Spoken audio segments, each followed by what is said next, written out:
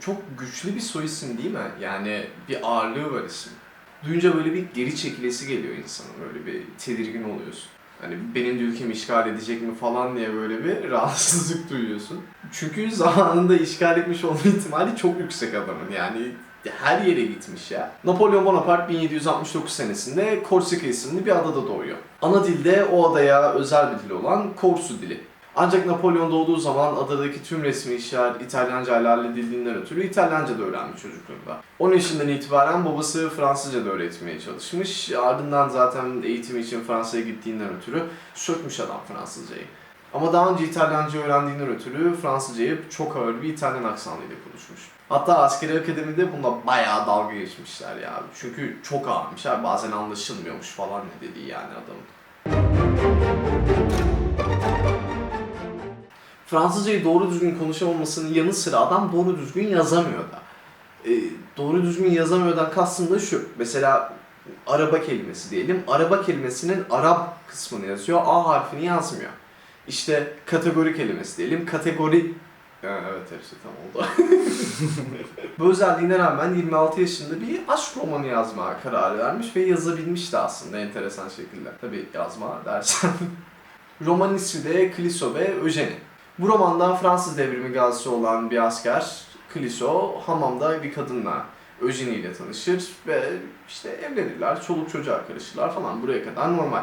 Ama savaş tekrardan başlayınca Clicquot'un askere gitmesi gerekir. Eugenie bunu pek güzel karşılamaz tabii. Clicquot'un savaşa gitmesinden yararlanan Eugenie, Clicquot'un yakın arkadaşlarından bir tanesini eve davet eder.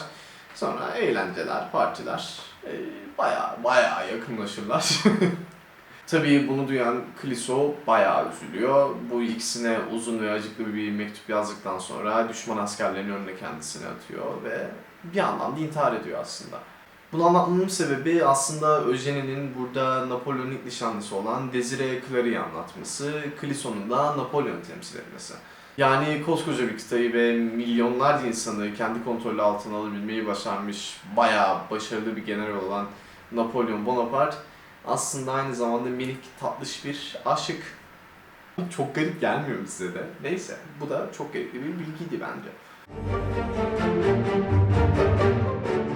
Neyse yani sonuç olarak adamın İtalyan olduğu iddiaları buradan geliyor. Tabii bu söylediklerim bir insanı kendisini Fransız diye tanımlıyor olmasına rağmen İtalyan diye sıfatlandırmaya yeter mi?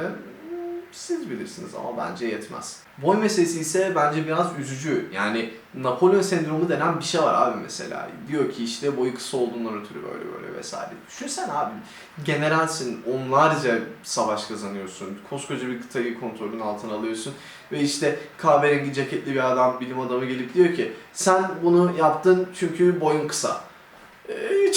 Çok üzücü. Yani ki bence ayıp da aynı zamanda yani. Napolyon'un kısa olduğu söylentisi İngilizlerin o dönemde Napolyon'u tasvir etmek için bayağı böyle bildiğimiz kısa boylu cüceleri falan kullanmalarından kaynaklanıyor işte karikatürlerde, gazetelerde vesaire. Tabii Napolyon'un kısa olduğu imajı böyle giderek yayılıyor falan. Napolyon'u görmemiş olan insanlar işte bu tür gazetelerden, karikatürlerden vesaire tanıdıklarından ötürü diyorlar ki abi Napolyon kısa falan. Bu bayağı böyle bir dedikodu haline geliyor. Kendisi öldüğünde Fransa'ya getirildiğinde ölçülüyor ve boyu 5,2 kadem çıkıyor. İngiliz ölçülerine göre çevirdiğimiz zaman da 5,2 kadem 1,57-58 santimetreye tekabül ediyor. İşte bu İngilizler hemen böyle kağıda alıp açıp baktıkları zaman aa evet gerçekten adam cüceymiş ya vesaire falan diyorlar. İşte tabii savaşı da ve tarihi de kazananlar yazdığından ötürü İngilizler Napolyon kısaydı tezini daha da ileri götürüyorlar. Ama işin doğrusu abi bu değil yani. Fransa'daki kadem ölçüleri İngiltere'deki kadem ölçülerinden daha büyük. İşte bu sebepten ötürü İngiltere'de 1,57-58 santime tekabül eden 5,2 kadem Fransa'da aslında 1,67-68 santime tekabül ediyor. O dönem için aslında gayet ortalama, hatta neredeyse ortalamanın üstünde bir boy bu. Günümüz Türkiye'sini düşündüğümüz zaman gayet kabul edilebilir bir boy yani çok da üstüne gitmemek lazım adamın. Bu bölümde ne kısa ne de İtalyan olan Napolyon Bonaparte hakkındaki 2 tane dedikoduyu çürütmüş olduk. Umarım bugün yeni bir şeyler öğrenmişsinizdir. Eğer video hoşunuza gittiyse, Napolyon hakkındaki bu iki çürüttüğümüz iddianın gerçeğini öğrenmek sizi tatmin ettiyse, beğenip abone ol tuşuna basarsanız bence çok tatlı olur, çok güzel olur. Hatta ve hatta benim şahsi fikrim bu videoyu kısa arkadaşlarınızla paylaşabilirsiniz. Belki 100 sene sonra benim gibi bir adam gelir ve der ki aslında bu arkadaşlar 10 santim daha uzundu. Yok şaka yapıyorum. Hepinizi çok seviyorum. Ben de bir ara kısa. Kayıp oldu. Çok keyif oluyor. Hepinizi öpüyorum. Görüşmek üzere. Bay bay.